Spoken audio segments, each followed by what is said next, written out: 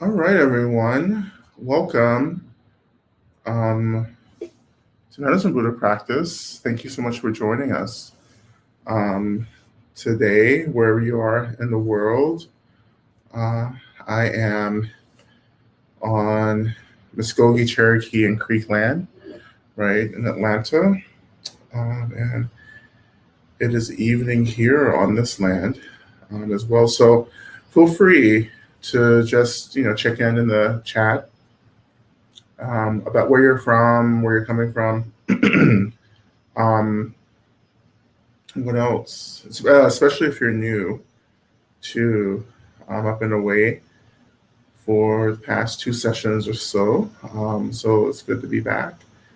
I've been away in the UK, um, doing doing a little bit of teaching, but mostly I was called back to do some work with the land, um, some different pieces of land that I started actually earlier this year during my last trip to the UK. So a little land magic stuff that I've been working on that will actually hopefully be articulated in the book in New Saints too. So that writing will probably definitely be in the book. I've been really doing some intense work with earth energy, with different lands. Of course, land here, but also land in the UK. Um, and I talked last year a lot about um, connecting to the land out in Arizona, in Tucson, Arizona. Um, Talked a lot about that last year. That was a year ago, actually, that I was out there um, teaching and walking the land. Anyway, welcome to our practice. It's so really nice to be. And I also want to thank everyone who stepped in, our practice leaders as well, for holding space. And this, when our practice leaders step in, it's to support the community, and I hope that you showed up to support them um, as well. Um, it's important to build a practice community where we can continue practicing even when I'm not able um, to be present for practice. So thank you so much. Beginning of the year in January, I'll introduce a new cycle uh, of practice, which is working more intensely with the mantra, with Medicine Buddha's mantra. Um, so that will be really exciting as well. But we'll get to that in January as well. Um, Also, check in to let me know how you're doing in general, like what's going on, what's up for you right now in the world. And the more we articulate what's up for us, the more that we can actually guide the energy of the practice to kind of tend to the things that we're kind of struggling with, be it fear, anxiety, or channeling energy to actually deal with the issues, to hold the issues that we're facing individually and collectively as well. So you can feel free to put that in the chat. Also, ask a question. So you can put the questions in that link there, the box as well. And I see the prayer, the Google Doc for prayers have been shared as well. So go ahead and start adding prayers to that. Um, as you see in the chat, we will be migrating back to Zoom in January. For those of you who are new, we ran away from Zoom when we got Zoom bombed. That was, I don't even remember when that was. It feels like a lifetime ago. I guess that was 2020, the end of 2020. So it's been 2 years since we got out of Zoom, but we're gonna go back as we feel pretty confident. now that we can be on that platform. It's a lot easier to work with than Crowdcast. The only thing that we lose really is, well, a couple of things. One, reminders, email reminders about the practice. And secondly, an archive of all the practices. So you see all the practices from the past 2 years or so archived, but we're migrating those teachings onto YouTube. So those will be accessible, which is a great amount of labor. So I want to thank Eric in particular, as well, and others who are helping with that migration. And it'll be good because I get to have more control around sharing things, and I want to incorporate more music and videos that can be really helpful and useful in supporting our practice. But I can't do that, with Crowdcast. What else? Thank you for everyone who joined me. If you're in this space tonight, everyone who joined me in Portsmouth in the UK last Sunday, for the one-day retreat. If you happen to come, that was really wonderful to meet with people. Again, this wasn't a huge teaching trip. It was more of a personal practice trip. So it was good seeing you all. I look forward to seeing some of you next week as well in Asheville for the one-day retreat on next Tuesday, and then the week retreat or the 3-night retreat, or 4 nights, Wednesday, Thursday, Friday, Saturday. Yeah, 4-night retreat up at Southern Dharma as well. So it'll be fun. It'll be great. Hopefully next year I'll start doing more work. Definitely here in Atlanta in person. That's definitely going to happen, but around the South as well. We get some good Dharma happening down here. But anyway, my last event this year will be the Holiday Frolic, which is now an annual online retreat, one-day retreat on the 17th, on the solstice. I think it's the solstice. Is that the solstice? No, it's not. The 17th isn't the solstice. Solstice is after. It's 21st, 22nd. But anyway, December 17th, Saturday, December 17th.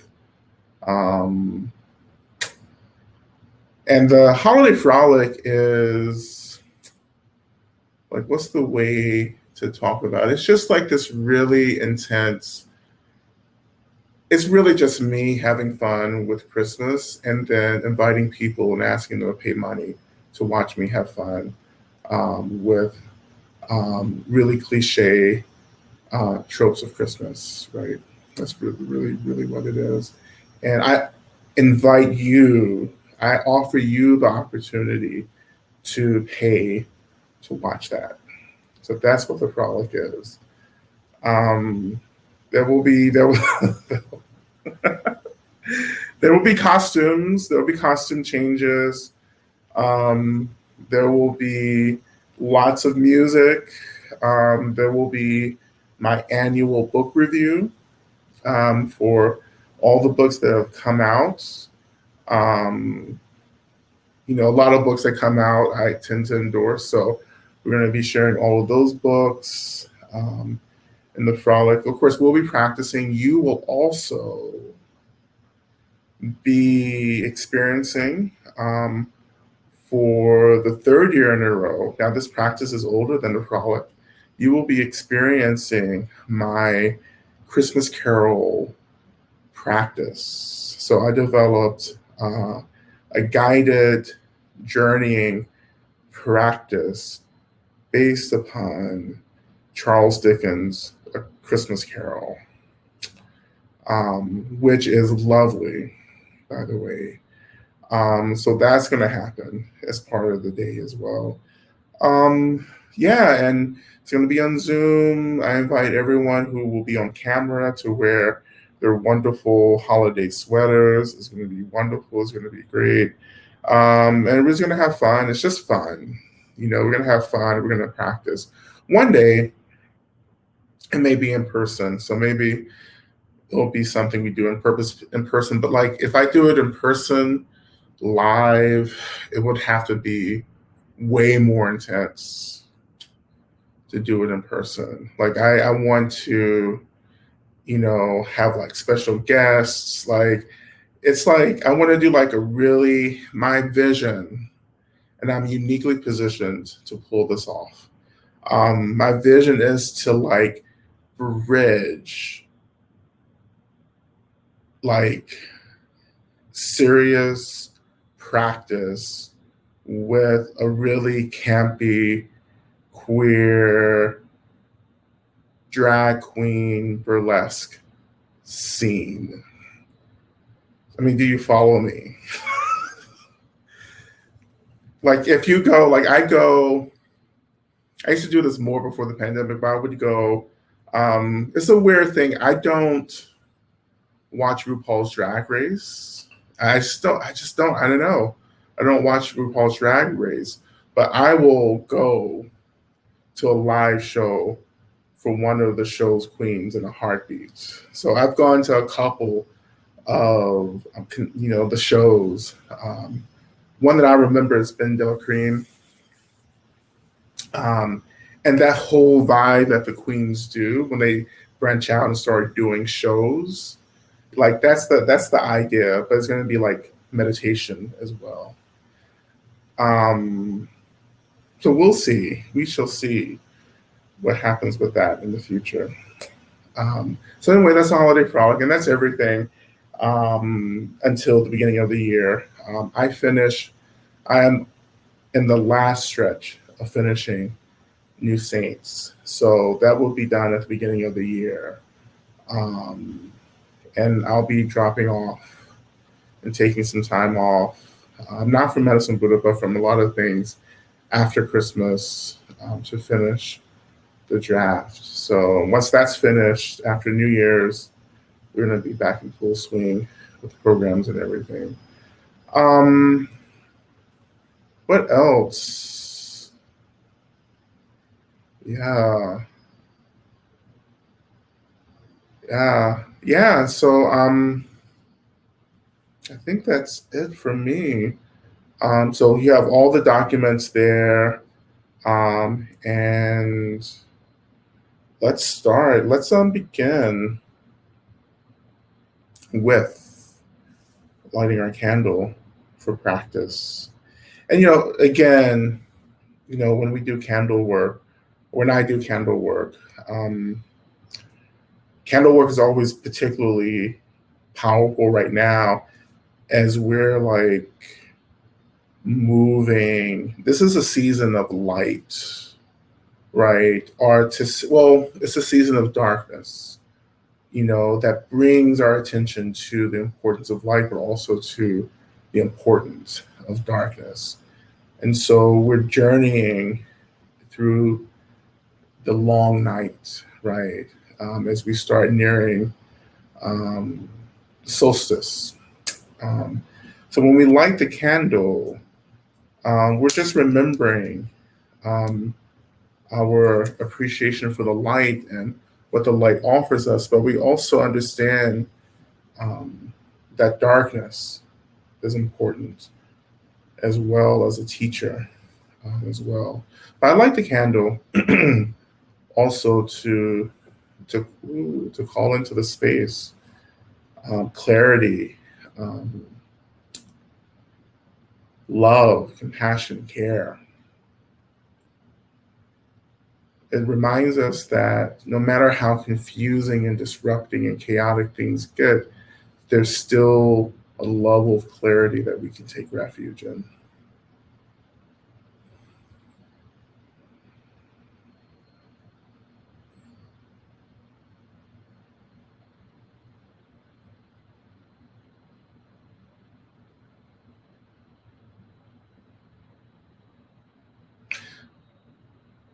And so sometimes I like to imagine that the flame from a candle begins to awaken in my heart center. So I feel that warmth in my heart.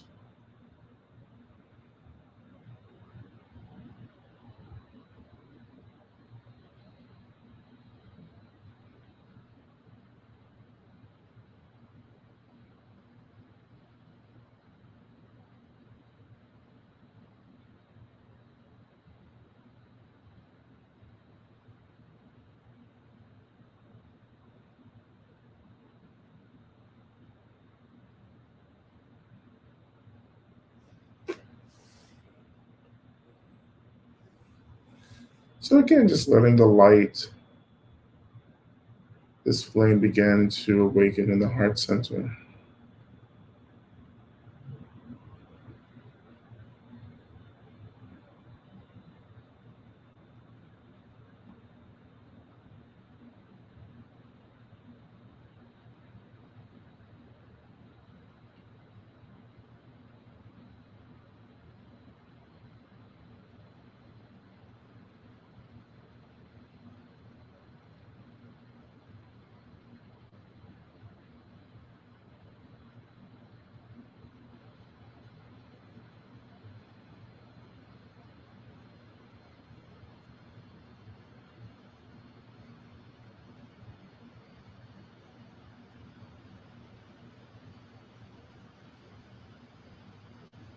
And we're not doing anything else right now, but just imagining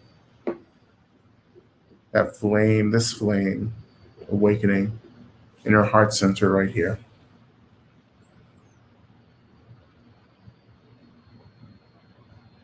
And you can, some of us can see that clearly in our minds. Some of us can feel that. But what's most important is not to feel or to see it, but to believe that that light, that flame is awakening in the heart center.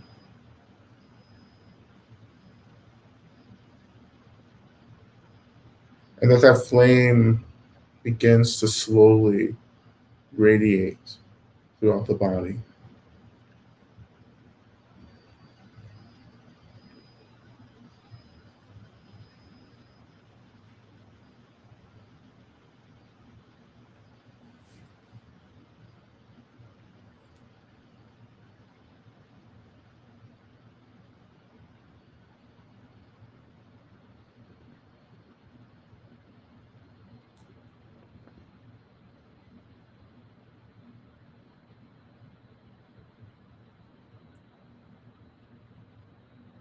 And this is a really powerful way for those of you who are practicing Tara and the mother practice, which we'll get back into next year in January.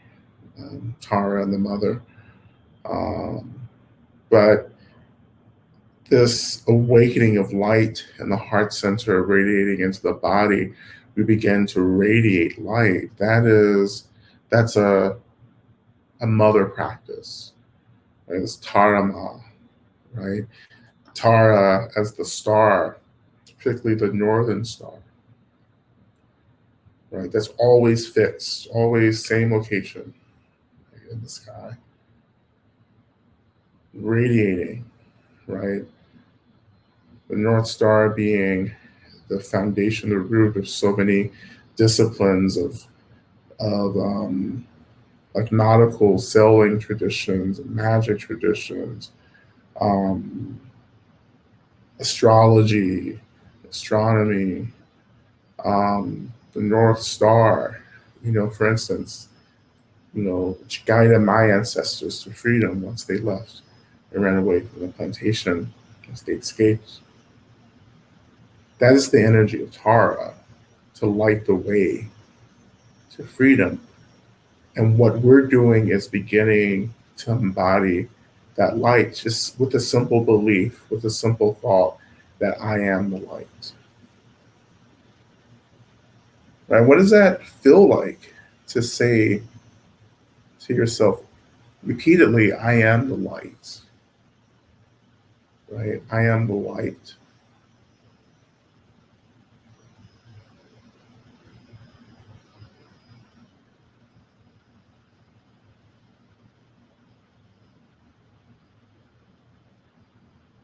I am the light. I am like Tara Ma, the great mother. I am radiating this light, this openness, this joy, this love into the darkness, the chaos of what we're experiencing right now.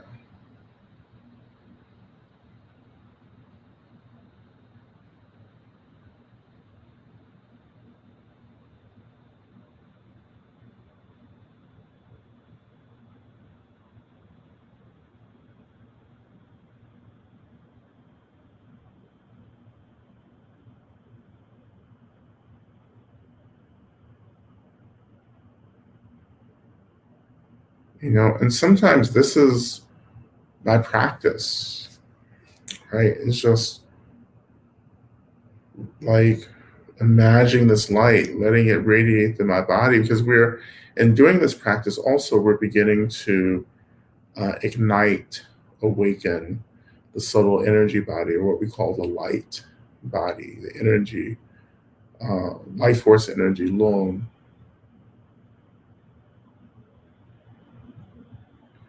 Chi, right?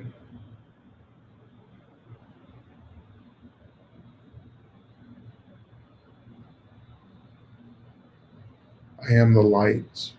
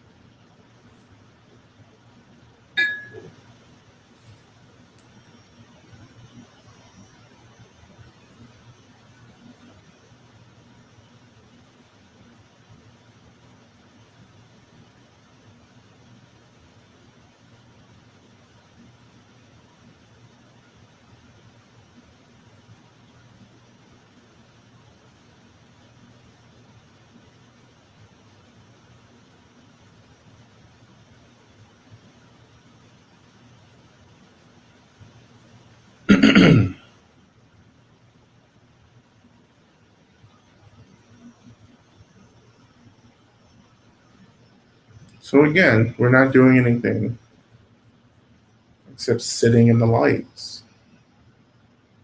Sit in the lights.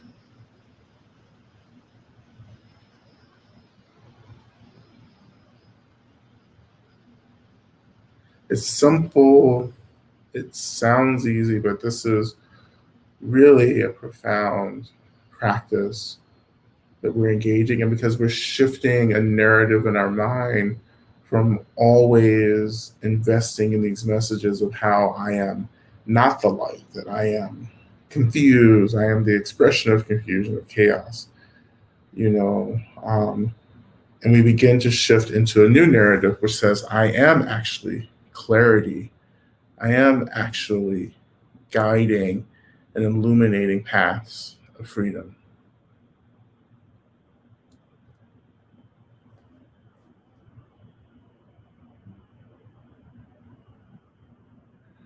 And we walk through and move through spaces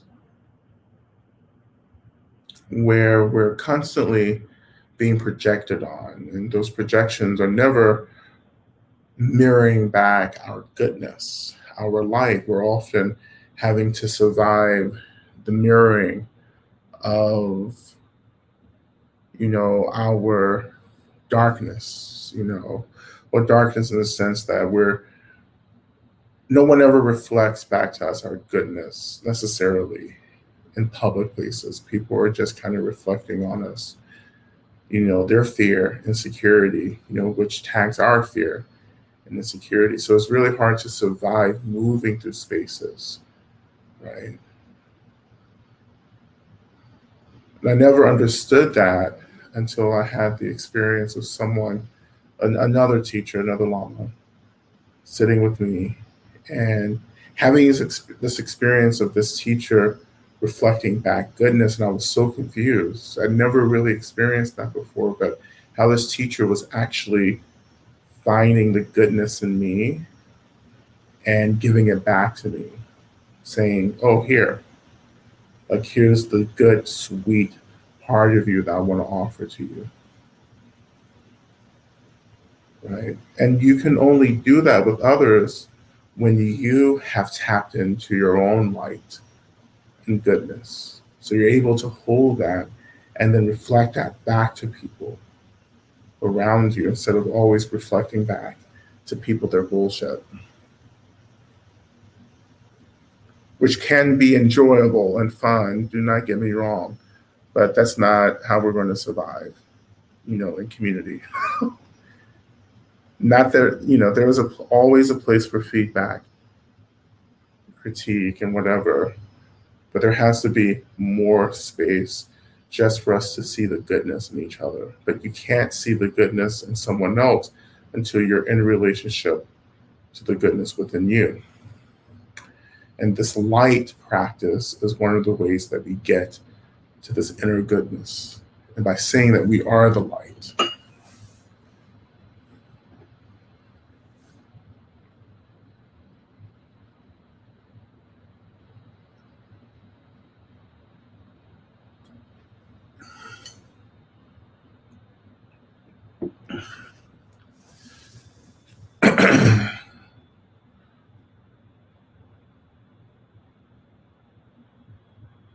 It's kind of a warm up for practice, for the main practice.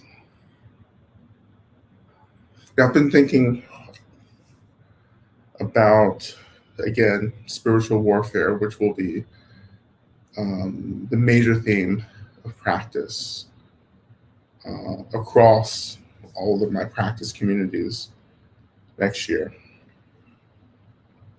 And so much of spiritual warfare, which is what's this is spiritual warfare. It's local social warfare, but beneath that is spiritual warfare. Right, and that kind of warfare is this ancient, primordial tension, which is the tension that arises from the constant balancing of light and dark, these polarities in the universe, and light and dark. And there's a tension, particularly when we find ourselves in I call it's in samsara. But when we find ourselves, I in my mind, I think of samsara. One way I think of samsara is the dream. Like this is a dream, right? And this dream is carceral, which means that it is the state of being bound or trapped or held or kept. Right? So samsara is this expression of carcerality, incarceration. Right? But in this state, there's also the illusion of the imbalance of light and dark. And that's what we're feeling. We're feeling into this collectively, the imbalance, right? Because what we're trying to do is come back into balance right now. There can't be too much light. There can't be too much dark. It has to be balanced, right? And when we transcend this dream, like we transcend back into the truth of things, right? That ultimately there's no light or dark. Ultimately, there's no such thing as light and dark in the ultimate state. But in this state, there is light and dark. And so spiritual warfare is the tension that arises from this balancing and the beings and the forces and the energies that are positioned within this tension on the side of light or the side of dark, right? And the choices that we have to make, to choose what side we're on. This is like old archetypal trope stuff that you see in everything from, dare I say, The Matrix on to Star Wars and whatever, everything, basic everything. There's always this basic struggle between light and dark, which in a Buddhist sense is the struggle between clarity or wisdom and delusion or ignorance. So clarity or lack of clarity is what we're struggling with, because when we're not clear, then we're often violent, expressing violence, doing violence, creating harm. Right? However, when we're too much in the light, then we lose a sense of the place of darkness. We lose, there are people who are so intensely positive. Some of you may be those kinds of people. People are just super positive, right? They're so positive that it's hard to be in a relationship to them because they don't. It's like they're bypassing or erasing the reality of delusion or struggle or the opposite of clarity, right? And what we're trying to do is, yes, embody that light, that positivity, but we're also staying in relationship to the darkness, because that's how we balance the practice and the work moving through the carceral state of samsara, right?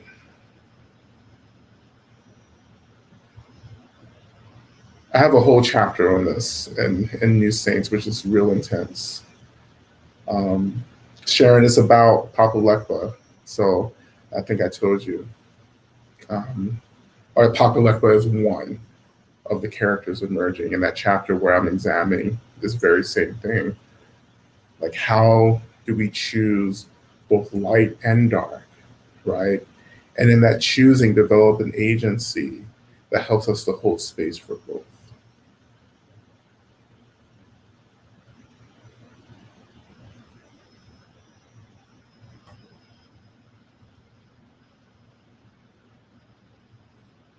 And we have to hold space for everything. We can't push anything away.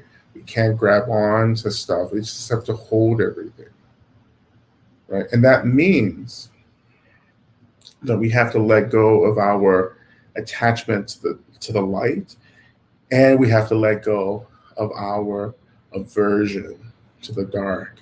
And once both these polarities come into balance, there's a truth that reveals itself about the nature of reality itself. You can't, you'll never experience the true nature of things when you're lost in aversion and grasping, right? Because your energy is siding or being channeled into one of these activities, which makes it almost impossible for that energy to be expansive, right?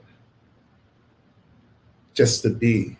And once you're just being, once awareness is just present, just being, then the nature of everything begins to reveal itself. You begin, in a insight vipassana process, you begin to peer sense into the nature of things, right? But that begins with shamatha, calm abiding, where we're learning how to hold everything And then and then once everything is held, we're not distracted, and so the reality of things begins to come into focus.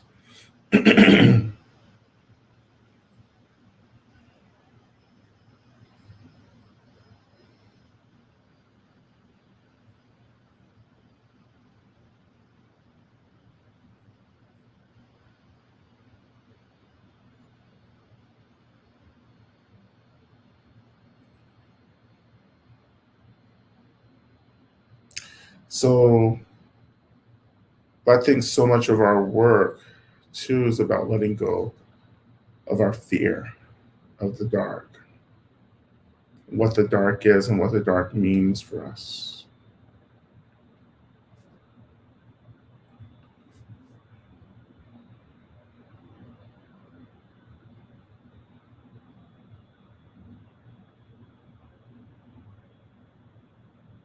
To hold both light and dark.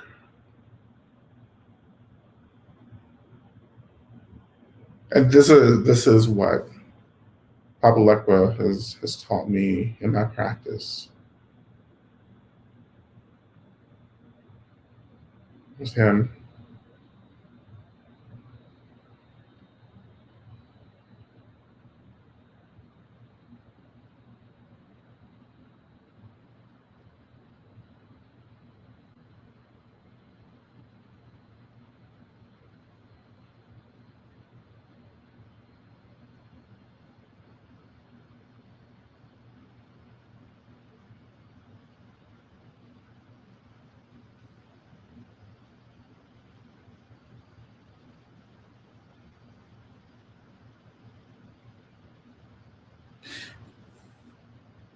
there are many questions, and one of those questions is, what is my darkness? What does the darkness mean to me? What is my darkness?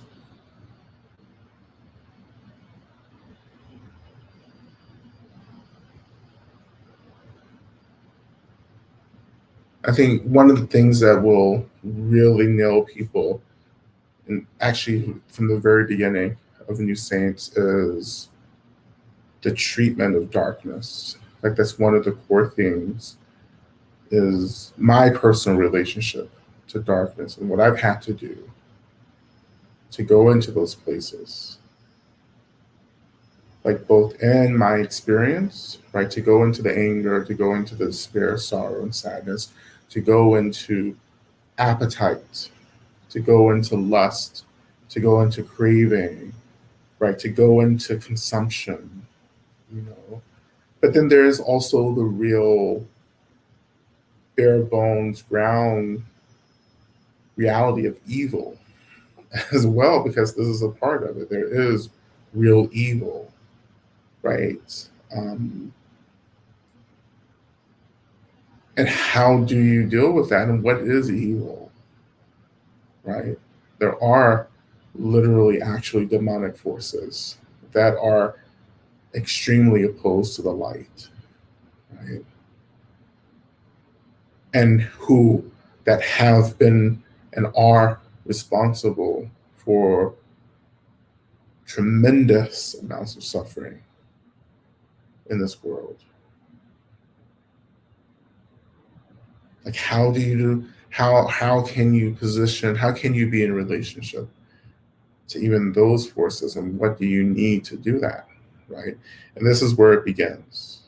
Like I have to start believing in the light, that I can hold the light, that I'm a light bearer, right? And how this light begins to attune me to these higher frequency beings who act as guardians and guides that embody the light, and that we can channel their energy, their power, their insight into our minds and bodies, and we can embody that and have this protection, I guess, in a way to say it, protection as we move deeper into these expressions of darkness.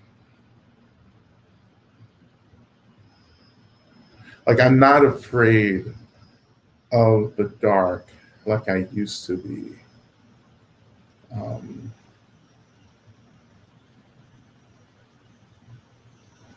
because I understand the nature of light and also understand the value of darkness now. That ultimately all this is just an illusion.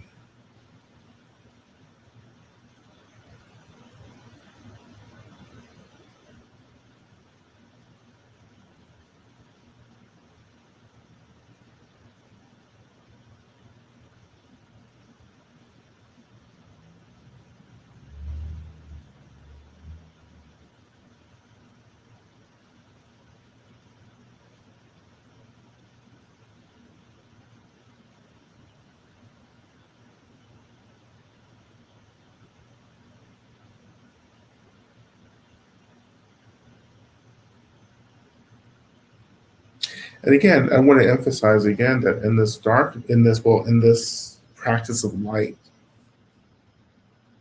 we can connect to any being of light, the mother, right? Expressions of the mother, expressions of the father, expressions of, you know, any being in these higher frequencies, right? Because light is a higher frequency, darkness is a lower frequency of energy. So when I'm like right now, like what I'm doing is yes, sitting, this light is radiating in my body. I feel this light as energy, right? I feel that energy radiating from my body. Like I can feel it. Like just I can feel it feels like if you could if I were to like visualize this, it would feel like steam rising from my hands because that's how it feels.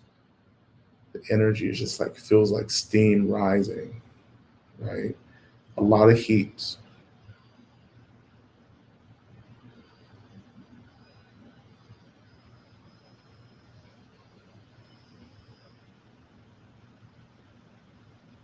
And just from this point, this stage, I'm just resting in this experience of energy light or light energy. And you don't have to do anything else, right? I mean, this is really fundamental, basic work, but this is also like extremely important, powerful work at the same time.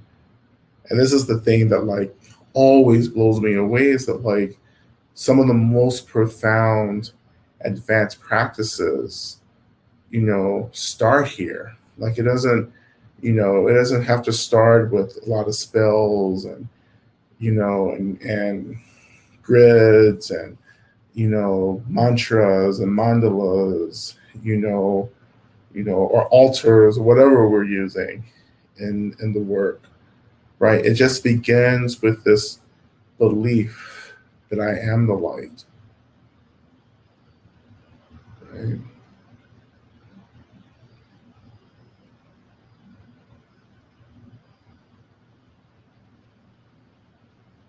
And this is what I call mind magic. Like this is just like this fundamental level of how I'm training my mind to tune into something that is already happening. So like, yeah, I'm telling you to tune into the light, but you're already light.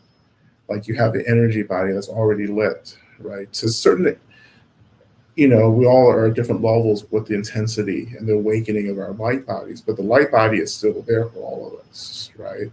So we're just actually tuning into the frequency of our light bodies and letting that kind of grow and radiate. So our awareness is like fuel that we kind of throw into a fire. It's the wood, it's, whatever, that feeds the fire, right? So when I turn my attention into the energy body, it just begins to grow. So I feel heats.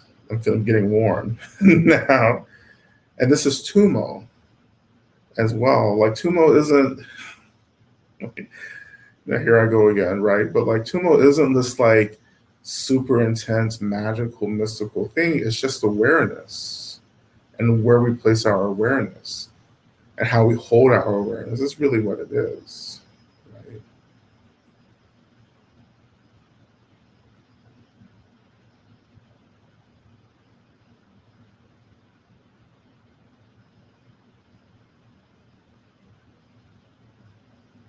I think so often in Tantra traditions, like people make things so complicated because they actually don't know how to talk about it. They actually don't know how to explain the practice. I would argue that they're actually aren't even doing the practice right. um, you know, so my questions have always been, what's really happening in a practice? Like, is it that complicated? And it's usually not that complicated. It's usually just about awareness, right? And training in awareness.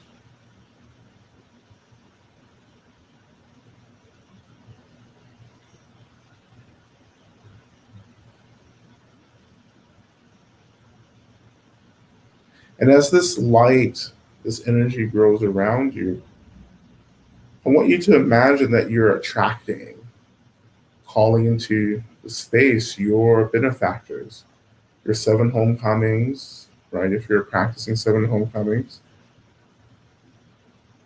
but all your guides, your benefactors, all beings of light are gathering in and around you. This is the basis of how I practice this kind of spiritual warfare.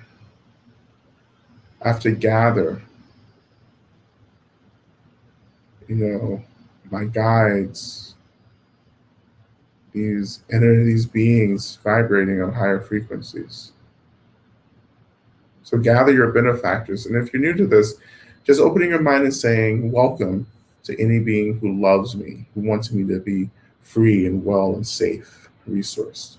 Any being who wants that for me, welcome. Any being who doesn't want that, you're not invited. Period. Right? And you can just live your life like that, you know, as Alanis Morissette used to sing, uninvited. You know, you're uninvited, which is a wonderful song, Uninvited.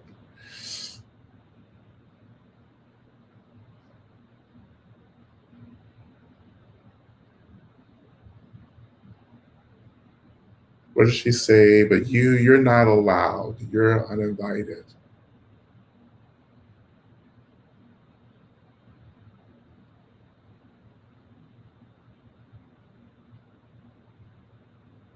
So part of this kind of spiritual warfare work is like getting clear about what I need and what I don't need. And if I don't need certain things because I know that they are not conducive to my awakening, my health, I have to uninvite them. I say no. This is one of the first things I say in New Saints. You have to learn to say no to the forces that don't want you to be free.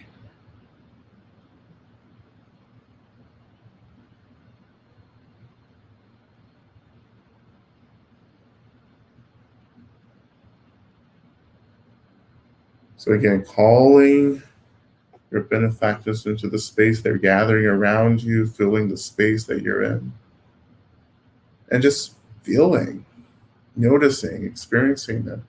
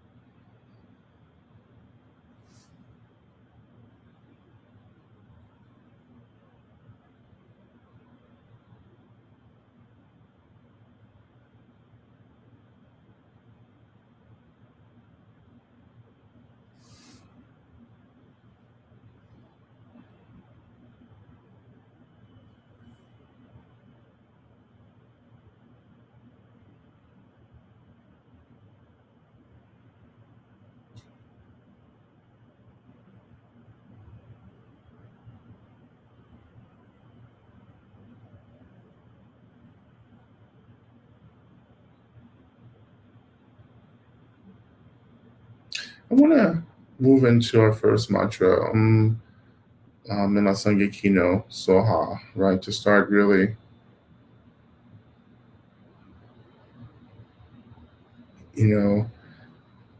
summoning, calling in the consciousness of Medicine Buddha to hold the container for this. So we're going to ask Medicine Buddha just to hold the container for this light, right? To contain this light for us. So the mantra is right in the chat. Menma Sange Kino Soha. Medicine Buddha, I pray that you know and look upon me. Again, Kino can be translated as anything that you need. So it means to know. So Medicine Buddha, please know me.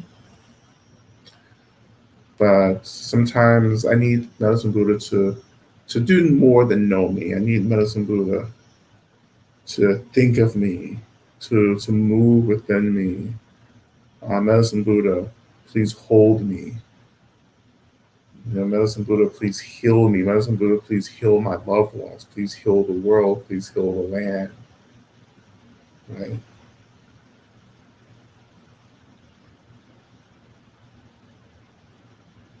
We can even pray, for Medicine Buddha to go ahead and get a biopic of the Golden Girls together, because everyone else is getting a biopic. So the Golden Girls deserve one as well.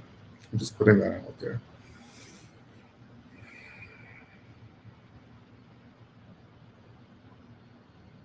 It's more of a little selfish magic there. So as we begin, we're going to chant this just a few times. But feeling the awakening of the consciousness of Medicine Buddha in this space, Minla Sangye. Of course, Medicine Buddha is an expression of all beings associated with healing, all deities, worldly and celestial deities, all people, physical people, beings in the form world who are associated with healing. Medicine Buddha is actually an expression of all these beings who are trying to heal, and healing in this context means bringing back into balance. Right? So Medicine Buddha becomes an expression of the healer that feels more appropriate for you. So it's not like you just have to sit and pray and to this image of Medicine Buddha, which is Medicine Buddha is actually right to the left of me here, hanging out. But Medicine Buddha becomes the healer, the archetypal healer for us. And every time I work with a lot of healers, to get support and treatment from healers, when I'm working with healers, I am tuning into how Medicine Buddha, how they're channeling Medicine Buddha in the moment. So again, Umela Sange Kino Soha will begin. Om La Sange Kino Soha. Om La Sange Kino Soha.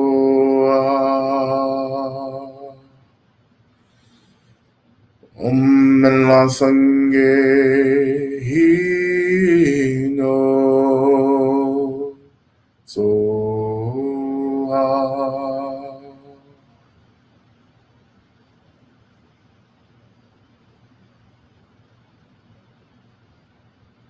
So I'm praying for Medicine Buddha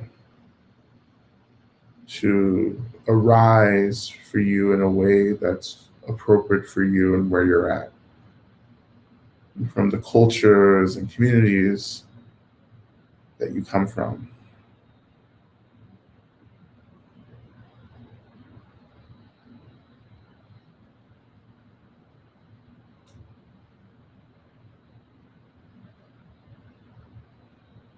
And right now, Medicine Buddha is actually expressing themselves as the grandmothers, and the grandmothers in different traditions, spiritual, indigenous traditions. Grandmothers hold so much of the lineage of healing and transformation. Right? The mother of the mother, right? They hold the wisdom, the knowledge, the lineage in so many cultures. And they held it in many more cultures until the rising of patriarchy in different parts of the world. So I feel the healing of the grandmothers rising, holding space. And the closer you are to indigenous practice, again, whatever indigenous practice means to you, the more you often will be connecting to the energy of the grandmothers. And that's a whole, maybe I'll get into that in the future. There's a whole lineage, well, not a lineage necessarily, but a whole set of practices that can be quite transformative, that are transformative, actually. But how is Medicine Buddha showing up for you right now? What does Medicine Buddha look like, feel like? Who are the healers that are showing up for you right now?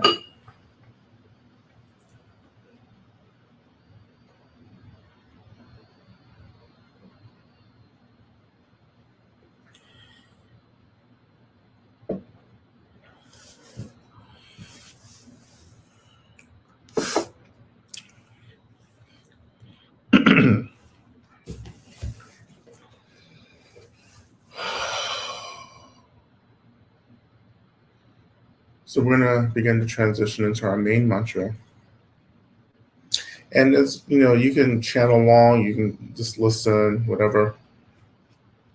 But in the practice, continuing to allow Medicine Buddha as the healer to arise in the space, feeling the connection to all your benefactors, and allow yourself to just sit in the light.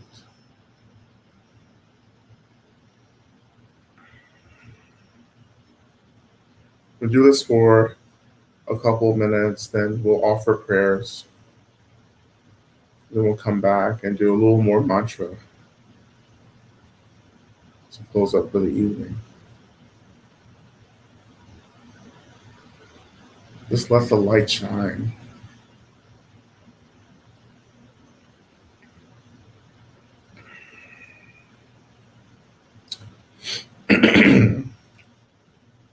Oze Adam Begenze, Begenze, Ma Begenze, Raza Sumunga Tesoa.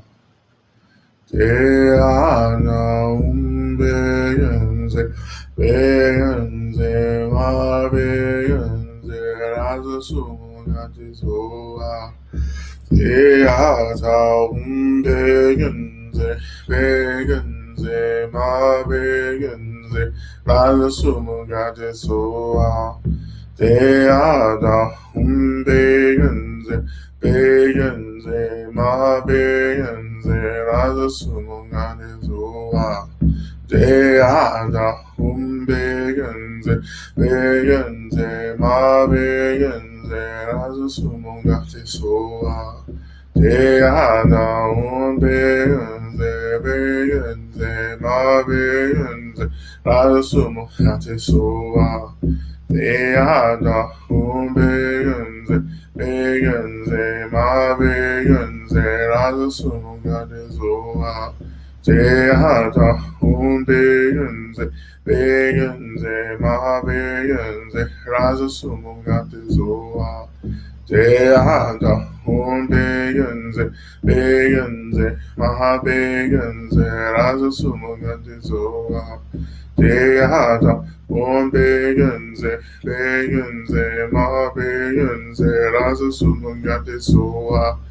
Deata umbeyenze beyenze mabeyenze razasumangatezoa Deata umbeyenze beyenze mabeyenze razasumangatezoa Deata umbeyenze beyenze mabeyenze razasumangatezoa Deata umbeyenze beyenze mabeyenze razasumangatezoa Deata umbeyenze beyenze mabeyenze razasumangatezoa Deata umbeyenze beyenze mabeyenze razasumangatezoa Deata umbeyenze beyenze mabeyenze razasumangatezoa Deata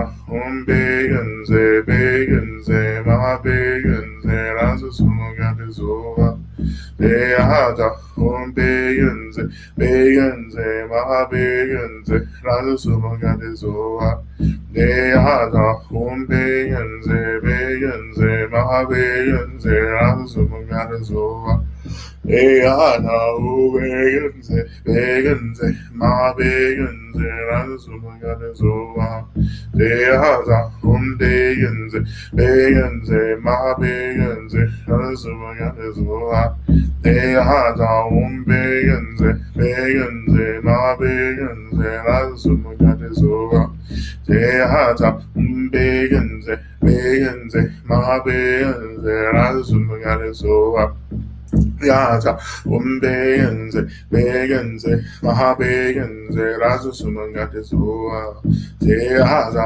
umbeyenze beyenze mabeyenze razasumangatezoa Deata umbeyenze beyenze mabeyenze razasumangatezoa Deata umbeyenze beyenze mabeyenze razasumangatezoa Deata umbeyenze beyenze mabeyenze razasumangatezoa Deata umbeyenze beyenze mabeyenze razasumangatezoa Deata umbeyenze beyenze mabeyenze razasumangatezoa Deata umbeyenze beyenze mabeyenze razasumangatezoa Deata umbeyenze beyenze mabeyenze razasumangatezoa Deata umbeyenze beyenze mabeyenze razasumangatezoa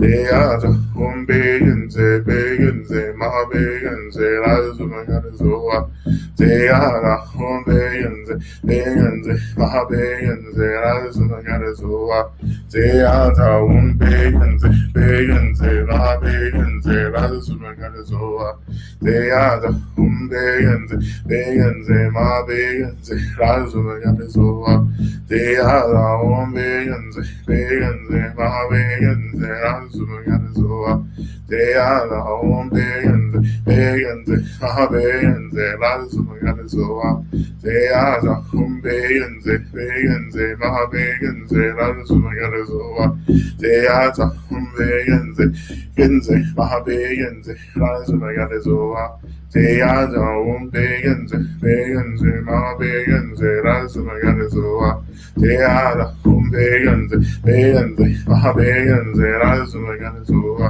Deata umbeyenze beyenze mabeyenze razasumangatezoa Deata umbeyenze beyenze mabeyenze razasumangatezoa Deata umbeyenze beyenze mabeyenze razasumangatezoa Deata umbeyenze beyenze mabeyenze razasumangatezoa Deata umbeyenze beyenze mabeyenze razasumangatezoa Deata umbeyenze beyenze mabeyenze razasumangatezoa Deata umbeyenze beyenze mabeyenze razasumangatezoa Deata umbeyenze beyenze mabeyenze razasumangatezoa Deata umbegenze, begenze, mahabegenze, Radasumagadesova. Deata umbegenze, begenze, mahabegenze, Radasumagadesova. Deata umbegenze, begenze, mahabegenze, Radasumagadesova. Deata umbegenze, begenze, mahabegenze, Radasumagadesova. Deata umbegenze, begenze, mahabegenze, Radasumagadesova. Deata umbegenze, begenze, mahabegenze, Radasumagadesova. Deata umbegenze, begenze, mahabegenze, Radasumagadesova. Deata umbegenze, genze, mahabegenze, Radasumagadesova.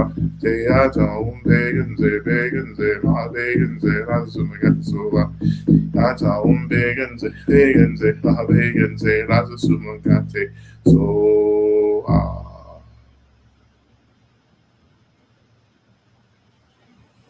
So return our attention to the prayer requests.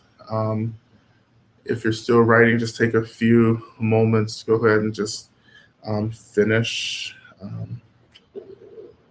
jotting down those prayers. And tonight, I wanted to do a little bit of a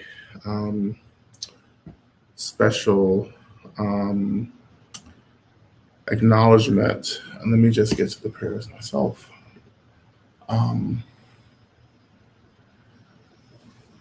So I had, I'm sorry, I keep touching the mic.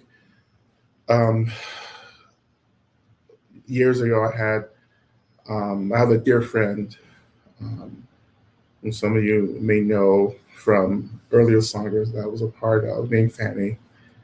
And her mother was a survivor of Auschwitz, of the Holocaust, Auschwitz, Polish. And I had a chance to spend some time with her. Her name is Etta Mittelberger. I had some time, she was in her late 90s back then, but I had some time to sit with her. And, last week she passed. She was 100. She was 100 years old. And so I want to start just by offering prayers for Etta and her transition into the bardo, into the spirit world, and for the transition of so many beings who have survived genocide and incarceration and political totalitarian abuse. And those beings are still in the spirit world, still in the bardo. Many are still earthbound as well, and still struggle to move through the trauma of having survived something intensely violent and traumatic. So I want to just start by first start by calling into the space again, just to reaffirm the presence of all the Buddhas, Bodhisattvas, Dharma protectors, all angels, spirits, guides, beings of light, all the elements as well, all the protectors of the land that we're living and practicing on. We call them into the space to hear and hold our prayers. And I'll offer prayers for Etta as she transitions into the bardo, and for all beings transitioning to the bardo who have been the victims of injustice and violence. And I continue to pray for all beings in the spirit world and earthbound spirits whose trauma from the violence that they couldn't survive, that trauma that keeps them from transitioning further into higher states of being, that trauma is healed through the blessing and the consciousness of Medicine Buddha and all awakened deities as well. And we continue to offer prayers for Michael Sanford, who is in hospice care now. May he have a conscious, peaceful death and transition, and prayers for his family and loved ones. For Debbie, who is likely living through some of her last days in this realm and is suffering from deep sickness and discomfort, may she be released from pain. Offering prayers for Dr. Nicole as she transitions to her new and challenging role at the hospital. For Mandy, who is struggling with health and spirit. For Mara, that she receives as much good as she offers out to the world. For Richard, working to maintain sobriety. Offering prayers of gratitude for Lama Rod's guidance and support the medicine Buddha practice all these many months. Offering prayers for all as she transitions into the bardo. Offering prayers for A's family as they deal with her recent diagnosis of Alzheimer's. We're offering prayers for my son and his wife as they struggle financially and with addictive substances. Help me find my place as a mother to give loving support that will help but maintain my boundaries. Offering prayers for me as I struggle with food habits that are harming my health. All the babies, offering prayers for all the babies around the world who are not warm, who are not fed, who are not safe. Places in me and in each of us where our inner infant did not receive the love and care we needed. We're offering prayers and gratitude for Mama Aisha, for Auntie Sharon, for Karen, and all the Crone Divas. I have yet to commit names to memory. Yes, the Crone Divas. Prayers of protection, correction, and connection, and deep fulfillment for my queer, autistic, loner teenage girl. Prayers that I may soften my heart and stop fighting.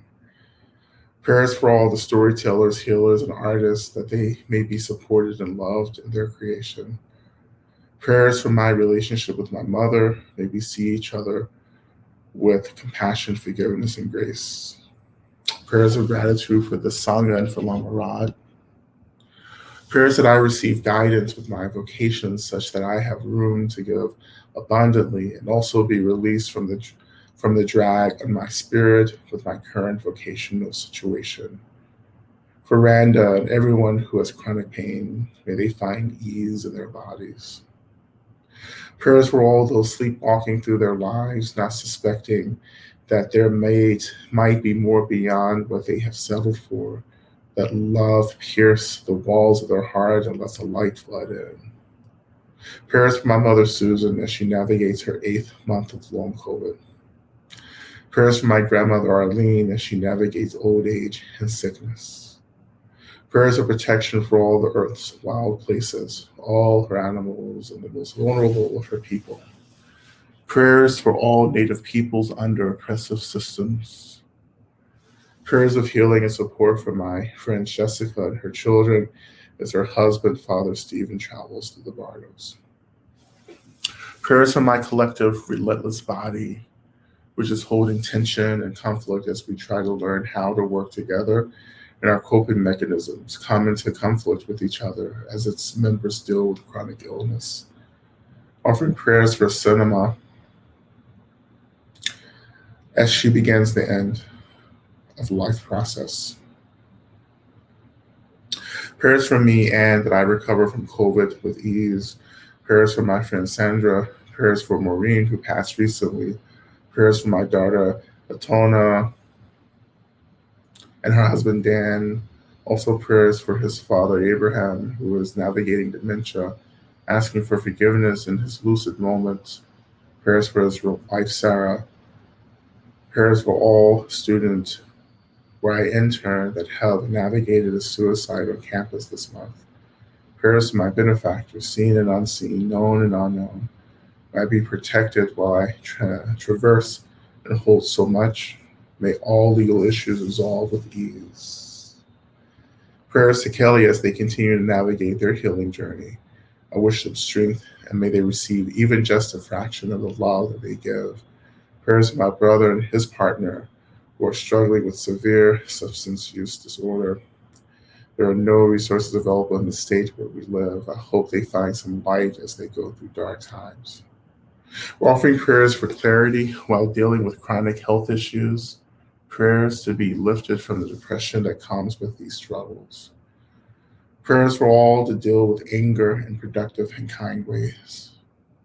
Prayers for Leah and her health and healing from trauma, that she may be supported in the ways that her nervous system, mind, body, and soul will find helpful.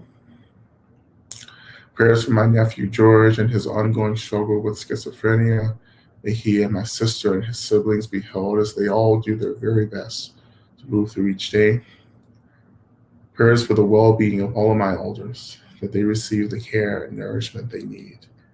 Prayers for my friend Segun as he makes his way into the bardo, and for his family that are mourning his loss. Prayers for a favorable outcome in my son's hearing this Wednesday. Prayers for healing for my body as I await ultrasound results.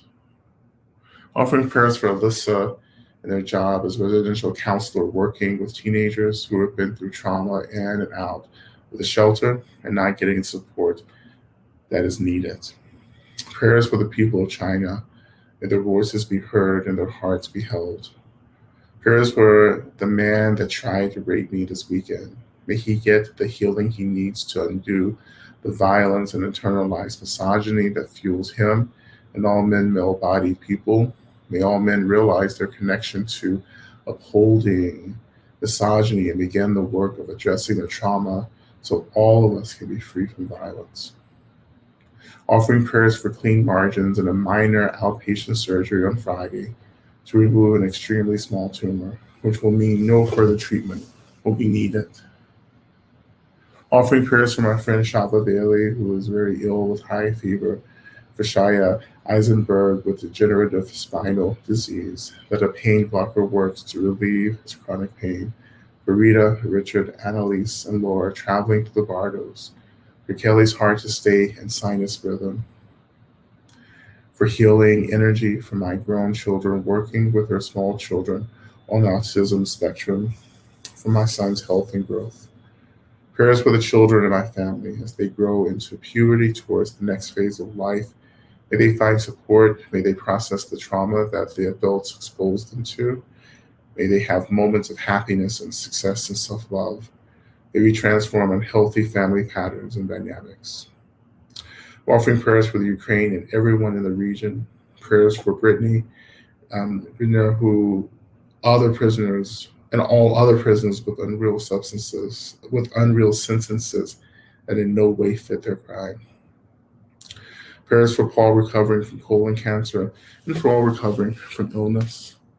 Prayers for safe travels as I return to the U.S. from Southeast Asia. Gratitude for the opportunity to spend time resting, healing, and learning from deeply spiritual and harmonious societies. Prayers for Mani, who is dealing with a court case and prosecution for her role in Black Lives Matter and intervening in community police violence. Prayers for liberation for indigenous people around the world, particularly Mayan communities in Central America, celebrating the start of the new year on Wednesday, and for the well-being of all indigenous wisdom and timekeepers, that they may be successful in continuing to pass down the sacred wisdom from generation to generation. Offering prayers for me to continue in my practice of coming back to, remembering, and choosing the light, and not dismissing the role and need for acknowledgement and space for witnessing, holding the darkness. Prayers from my beloveds to remember and be reminded that there is a choice that they can make too, and for us to be in that journey together. Prayers for Rose's husband and children as she passed from this world 2 months ago, as they will celebrate her first birthday without her tomorrow. And we continue to lift up all the prayers that are unspoken, the prayers that reside in our hearts. We lift all of these prayers up to these beings of light. And we pray that the blessing of Medicine Buddha moves into these prayers, that we may see what we need to see the best outcomes that we want to see for those that we're offering prayers for, including prayers for ourselves, And also pray for all those in practice tonight, everyone, all of you here, that you experience the deepest well-being, happiness, and joy, safety, that you have access to the resources that you need to be well, that you're able to have what you need in order to support and to care for your families, your loved ones, and the communities that you're part of, and that you may be sustainable and resilient, and that you're able to choose the joy instead of being consumed by the trauma. So as we turn our attention back to just a short period of mantra, just imagine that this energy, this light just radiates again into the situations, the prayers that we've offered, right? Letting the blessing and the extensions of the energies of our benefactors do this work for us, that we just let go and let the light of our benefactors of Medicine Buddha continue to radiate into the healing and the liberation of all beings. Oh, Teadam Begenze, Begenze, Ma Begenze, Razasumo Yatesoa. Teada Begenze, Begenze, Ma Begenze, Razasumo Yatesoa. Teada Begenze, Begenze, Ma Begenze, Razumagarizoa, Teata, Begenze, Begenze, Mahabegenze, Razumagarizoa, Teata, Begenze, Begenze, Mahabegenze, Razumagarizoa, Teata, Begenze, Begenze, Mahabegenze, Razumagarizoa, Teata, Begenze, Begenze, Ma Begenze, Razumagarizoa, Teata, Begenze, Begenze, Ma Begenze, Razumagarizoa, Teata, Begenze, Begenze, Ma Begenze, Razumagarizoa, Teata, Begenze, Begenze, Ma Begenze, Razumagarizoa, Teata, Begenze, Begenze, Ma Begenze, Razumagarizoa, Teata, Begenze, Begenze, Ma Begenze, Razumagarizoa, Teata, Begenze, Begenze, Ma Begenze, Razumagarizoa, Teata, Begenze, Begenze, Ma Begenze, Razumagarizoa, Teata, Begenze, Begenze, Ma Begenze, Razumagarizoa, Teata, Begenze, Begenze, Ma Begenze, Razumagarizoa, Teata, Begenze, Begenze, Ma Begenze, Razumagarizoa,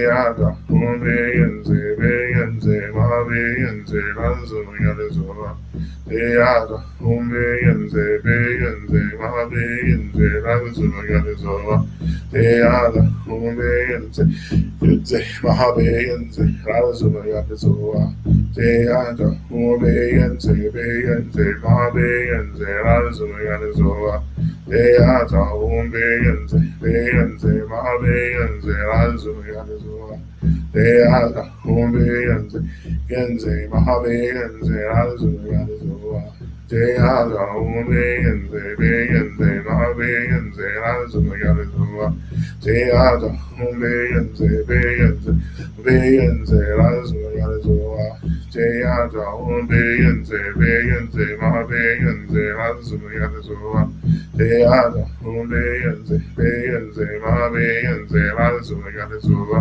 Deata, Humbeyanze, Beyanze, Mahabeyanze, Lazumagazoa, Deata, Humbeyanze, Beyanze, Mahabeyanze, Lazumagazoa, Deata, Humbeyanze, Beyanze, Mahabeyanze, Lazumagazoa, Deata, Humbeyanze, Beyanze, Mahabeyanze, Lazumagazoa, Deata, Humbeyanze, Beyanze, Mahabeyanze, Lazumagazoa, Deata, Humbeyanze, Beyanze, Mahabeyanze, Lazumagazoa, Tahumbeyanze, Beyanze, Mahabeyanze, Lazumagazoa, Deata, Humbeyanze, Beyanze, Mahabeyanze, Lazumagazoa, Deata, Humbeyanze, Beyanze, Mahabeyanze, Lazumagazoa, Deata, Humbeyanze, Beyanze, Mahabeyanze, Lazumagazoa, Deata, Humbeyanze, Beyanze, Mahabeyanze, Lazumagazoa,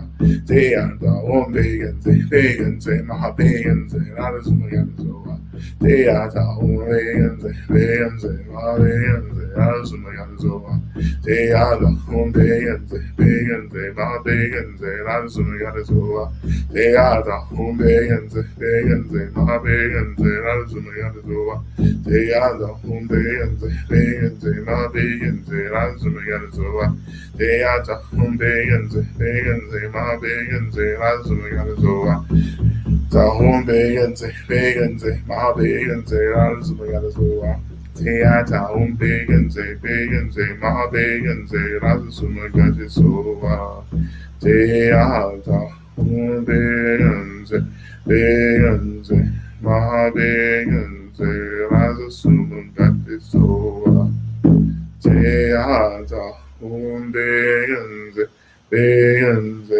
Mahabeyanze, Lazumagazoa, Deata, Humbeyanze, Beyanze, Mahabeyanze, Lazumagazoa, Deata, Humbeyanze, Beyanze, Mahabeyanze, Lazumagazoa.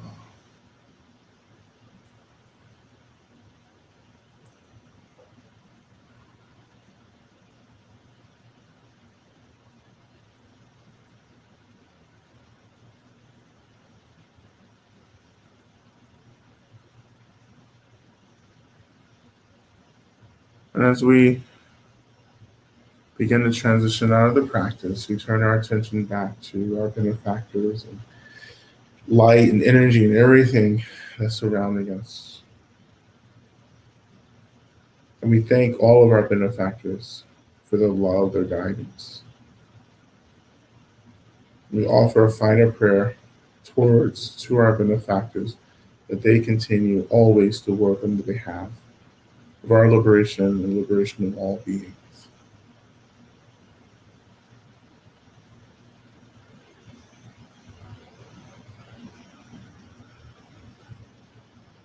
And you can continue just to hold this space, this visualization, this experience for as long as you want. So this doesn't have to end for you. But if you feel like there needs to be a little bit of closure, you can imagine that all of this light, everything, all the beings dissolve into this light, and that light is absorbed right back into your heart center.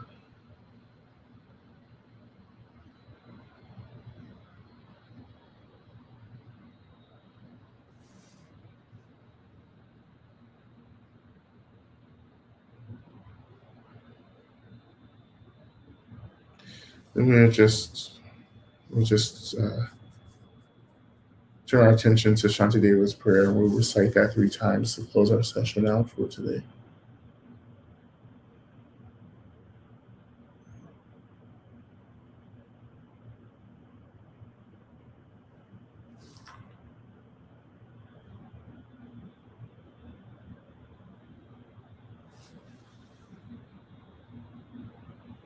That may appear in the chat box. I can, right there. Okay. And we'll recite this 3 times.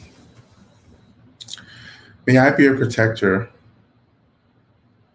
to those without protection, a leader for those who journey, and a boat, a bridge, a passage for those desiring the further shore.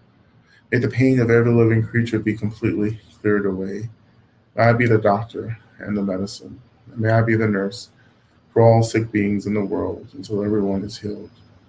Just like space, the great elements such as earth, may I always support the life of all the boundless creatures.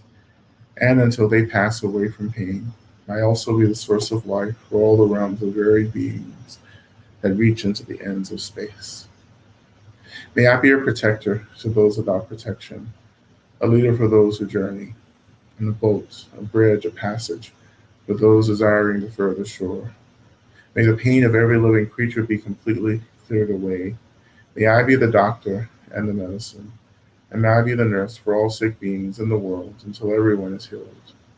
Just like space and the great elements such as earth, may I always support the life of all the boundless creatures. And until they pass away from pain, may I also be the source of life for all the realms of varied beings that reach into the ends of space.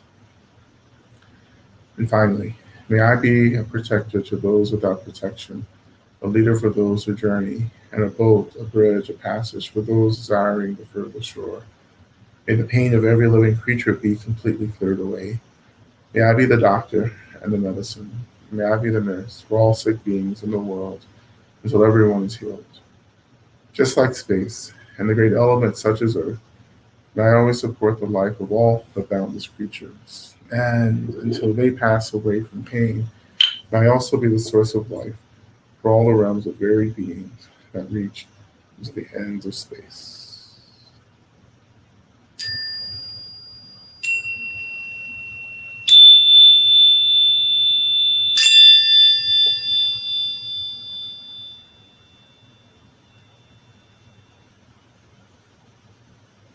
All right. Thank you so much, everyone, for your practice. And I have some more events. Tomorrow, I'm doing a book talk with the Interdependence Project, and you can find that project or the links for that somewhere. I think it's on my website. It's hard for me to keep a record of tabs of like a lot of stuff right now, but you'll find it somewhere. And thank you again. So I'll see you, most of you again on next Monday. All right. Thank you so much, everyone, for your support. Yep, Karen, Eric, all our practice leaders. Thank you so much for holding the space as well. Okay. All right. Thank you, everyone.